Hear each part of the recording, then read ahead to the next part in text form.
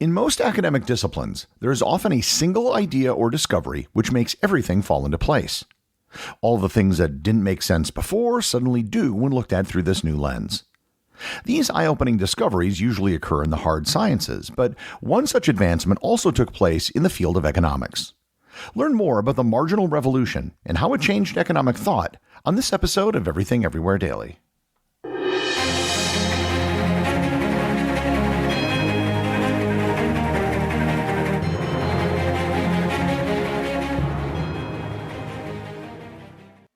Mobile phone companies say they offer home internet. But if their internet comes from a cell phone network, you should know. It's just phone internet, not home internet. Keep your home up to speed with Cox. Cox internet is faster and has more reliable download speeds than 5G home internet. Cox is the real home internet you're looking for.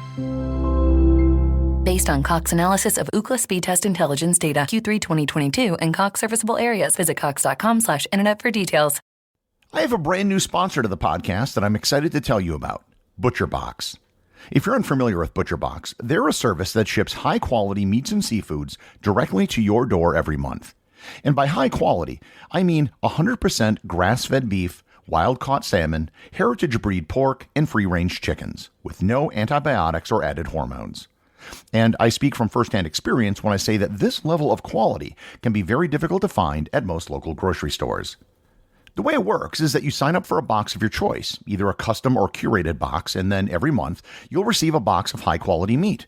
Depending on your choice, it will be enough to provide meat for 24 to 60 meals a month. Shipping is free, and everything arrives at your door frozen for freshness. You can get free chicken nuggets for a year and 10% off your first box when you sign up today. That's a 22-ounce bag of gluten-free chicken nuggets in every order for a year when you sign up at butcherbox.com/daily. and use promo code DAILY. Once again, that's butcherbox.com/daily, promo code DAILY.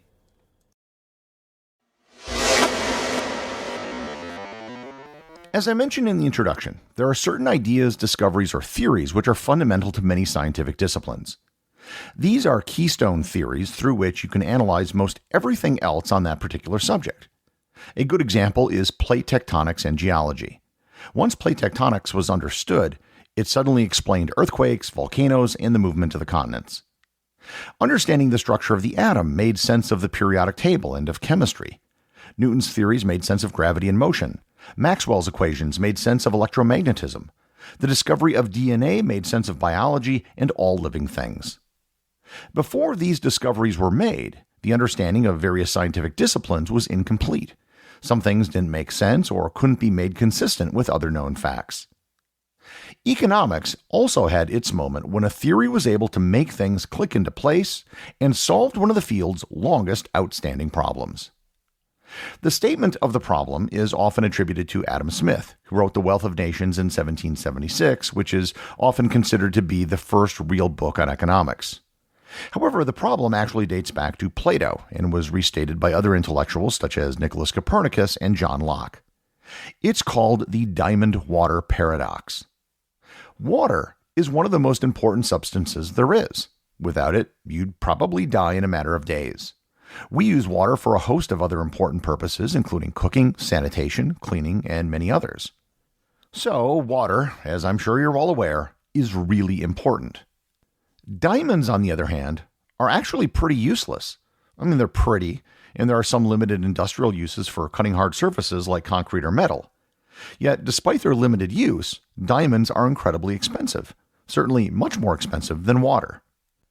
Adam Smith himself stated the problem in The Wealth of Nations as follows, quote, "The things which have the greatest value in use have frequently little or no value in exchange. On the contrary, those which have the greatest value in exchange have frequently little or no value in use. Nothing is more useful than water, but it will purchase scarcely anything. Scarcely anything can be had in exchange for it. A diamond, on the contrary, has scarcely any use value, but it has a great quantity of other goods which may frequently be had in exchange for it." End quote. This puzzled philosophers for centuries.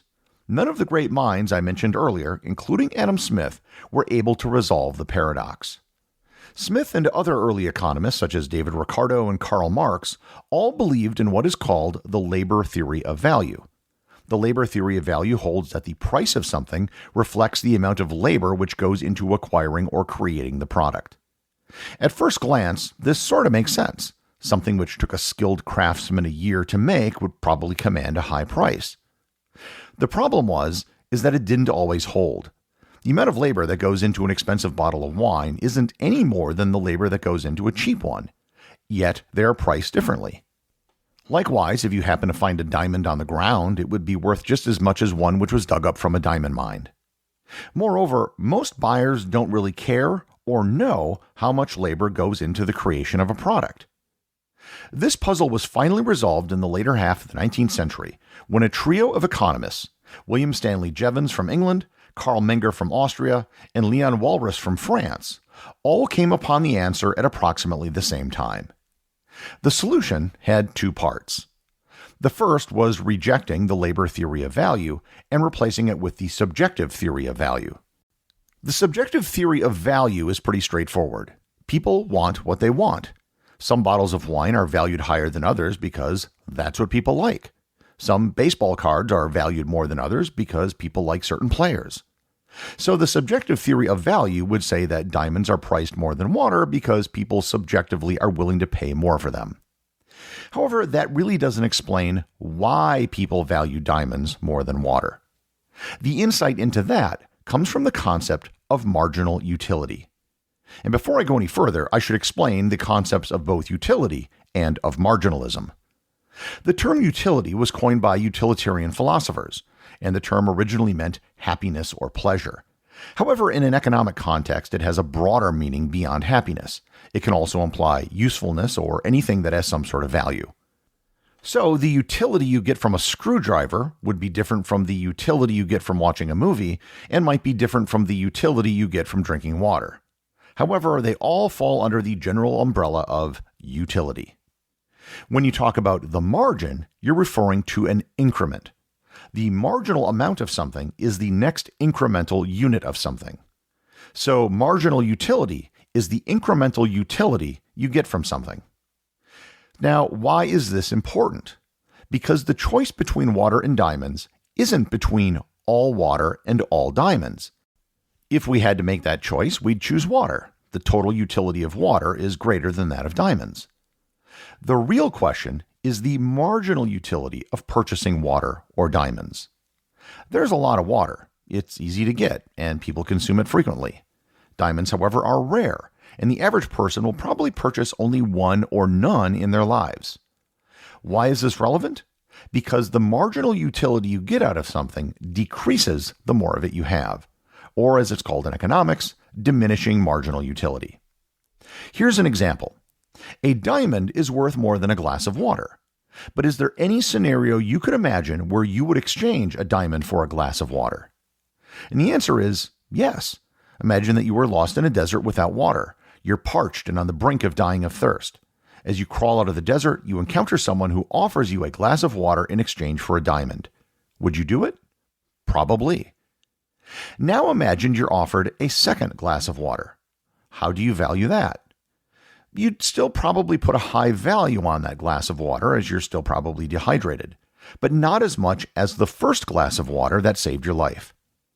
Now consider a third, fourth, fifth, and sixth glass of water. By this point, you're probably fully hydrated. Eventually, you'll reach a point where you don't want any more water. You're good. The marginal value you get from the 10th glass of water isn't the same as what you got from the first glass of water. In fact, you might get decreasing utility from drinking more water. It will actually harm you beyond a certain point. So the reason why water is so cheap is that almost all of us are well along the marginal utility curve. We aren't dying of thirst, so what we're willing to pay for water is much less than someone who is desperate. Likewise, we are closer to the dying of thirst part of the curve with diamonds. There aren't a lot of diamonds. So most people are buying their first diamond, which means there's a very high marginal utility to the first purchase. The reason why this way of thinking is called the Marginal Revolution is that it had implications for almost every part of economics. One of the biggest ramifications of the Marginal Revolution is the law of supply and demand. Because we all subjectively value things differently, we all have different amounts that we would be willing to pay for something. The aggregate of all of our price points could be drawn on a curve, with the price and total quantity that would be purchased. A small number of people would value something at a high price, and more people would buy it as the price goes down. This is called the demand curve, which is downward sloping. The flip side of marginal utility for producers is marginal cost. The marginal costs are incremental costs for the production of the next unit of the good. You can also plot out a supply curve based on marginal costs.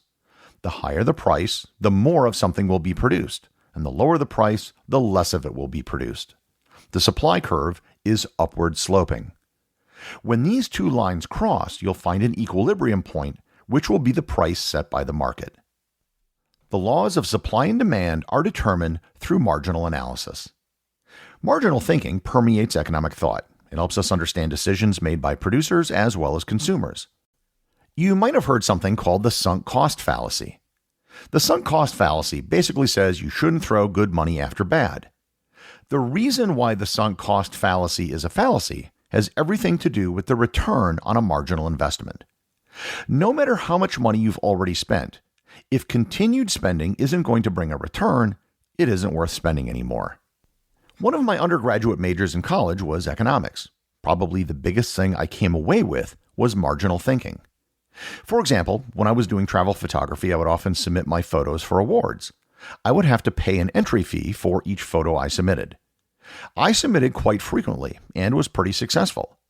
In one particular contest, I had won 46 different awards at various levels and various categories over the years.